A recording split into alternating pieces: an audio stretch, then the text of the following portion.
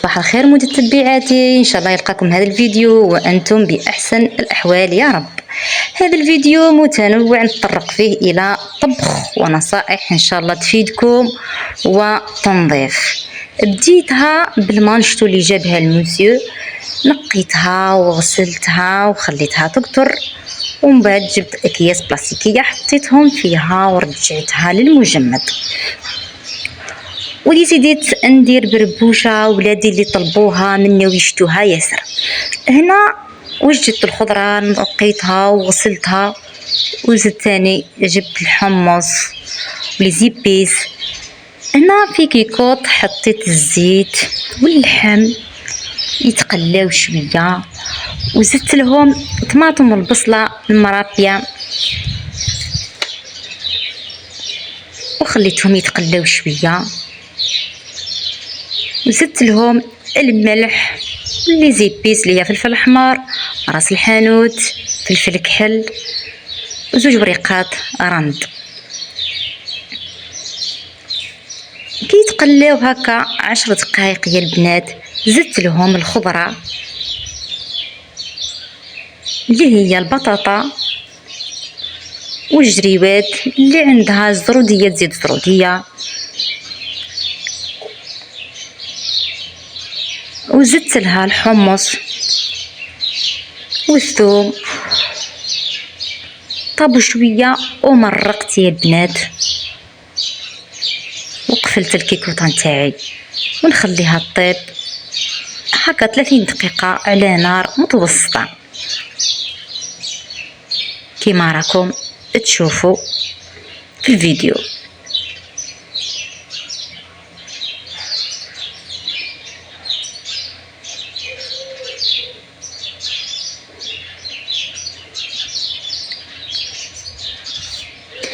بنات بلادي كامل شاطرات يعرفوا يطيبوا. رجعت يا البنات للبربوشه اللي غسلتها، وزدت لها شويه زيت وفورتها مرتين، ورشها بالماء والملح، وزدت لها السمن وخليتها تبرد.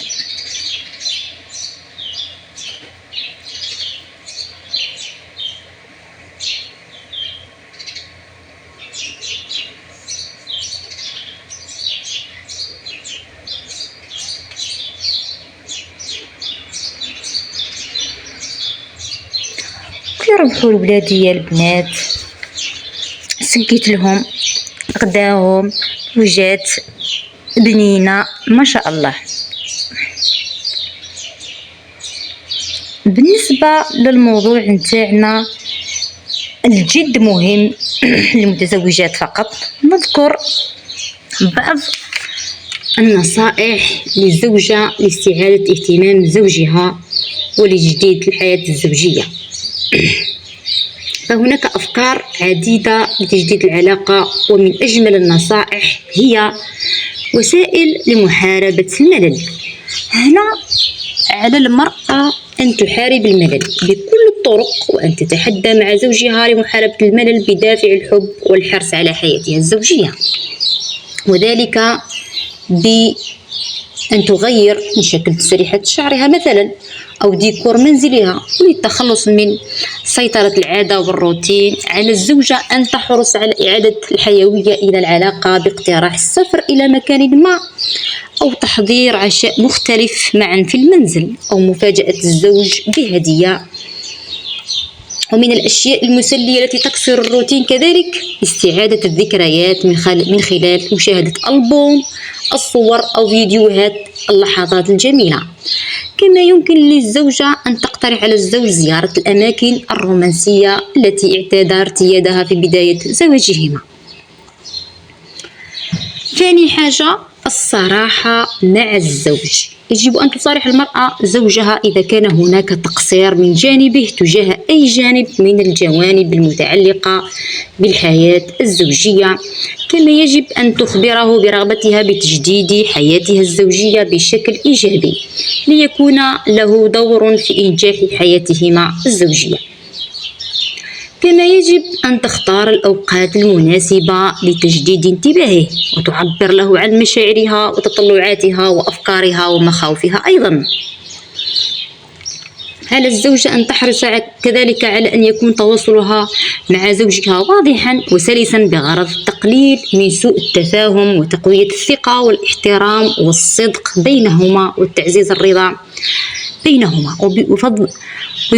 ويفضل أن تجعل الزوجة تواصلها مع زوجها فرصة للتعبير عن المشاعر الإيجابية للحد من أي خلافات موجودة وللتقليل من المشاعر السلبية حسب نصيحة خبيرة العلاقات الزوجية أولغا فرانسيس.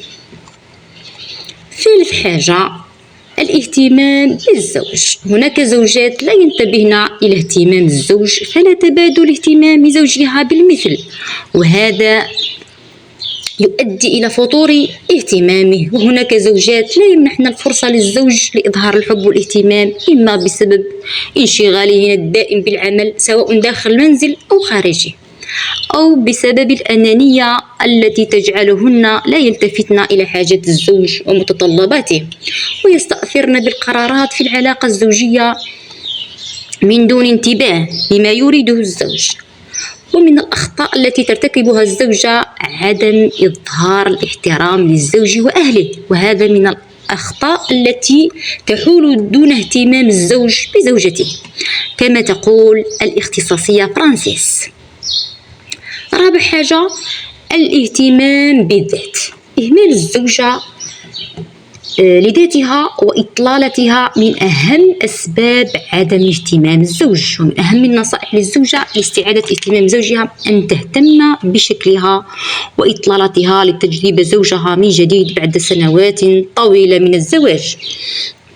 فعلى الزوجة الاعتناء بجسمها بالتغذية الصحية وممارسة الرياضة والاهتمام بملابسها وجمال مظهرها حتى داخل المنزل، وعليها كذلك الاهتمام بجمال وصحة بشرتها وتسريحة شعرها، وكلها تفاصيل تساعد الزوج على استعادة اهتمام الزوج وإعجابه. هنا خامس حاجة التخلي عن السيطرة.